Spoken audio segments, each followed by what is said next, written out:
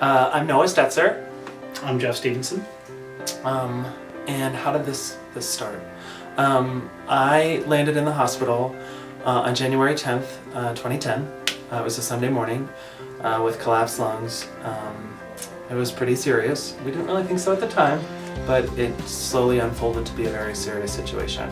The reason his lungs were collapsed was we found out that he had PCP pneumonia and that he was HIV positive. And we didn't know that before the ER room test came in, so that was pretty scary. For me, I first reached out to Whitman-Walker, to my friend Chip Lewis, and I didn't know who else to ask. I mean, there's a lot of information out there on the web, and there was a lot of, oh, it's all fine now because it's good and nobody has to worry about this, but we were in a position where we weren't good. The first step was getting some solid ground to stand on, and Chip was able to give Jeff that solid ground. And from there, things just kept unfolding. About 12 days later, the official test results came in for my HIV test. They had done a rapid test in the emergency room, but the official numbers came in. And someone walked into my hospital room and just dropped the test results on my bed and walked out. And we didn't know what it meant. We had no idea. These are the test results they gave us.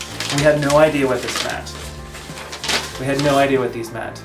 So I called Chip and I said, look, all these numbers are here, and when we look on the internet and we look at these numbers, we had no idea. We had no idea what it meant. Everything on the internet said that, well, it wasn't positive. Right. So we gave Chip a call. And he put us in touch with Justin Goforth, who's in medical adherence. Right. And I'll never forget it. I think it was Tuesday. It was it was like a week plus a day later. I was still in the hospital, and Jeff was sitting beside my hospital bed on the phone with Justin Goforth for an hour. And Justin talked him through all the numbers on here, what they meant, and started to basically talk us off the ledge. And then probably within 24 hours, 48 hours, Justin showed up at my hospital room, sat at the foot of my bed.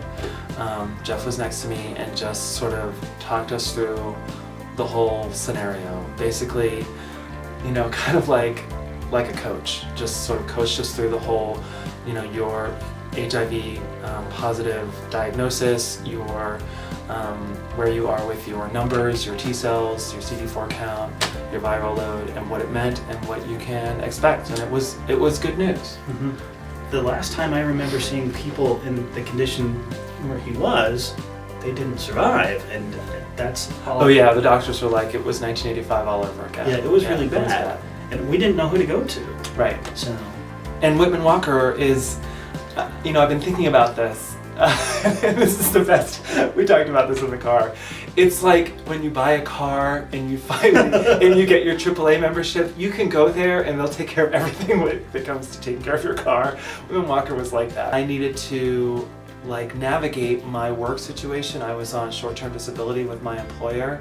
And so Jessica Caspi in legal was there to answer my questions and navigate that whole process.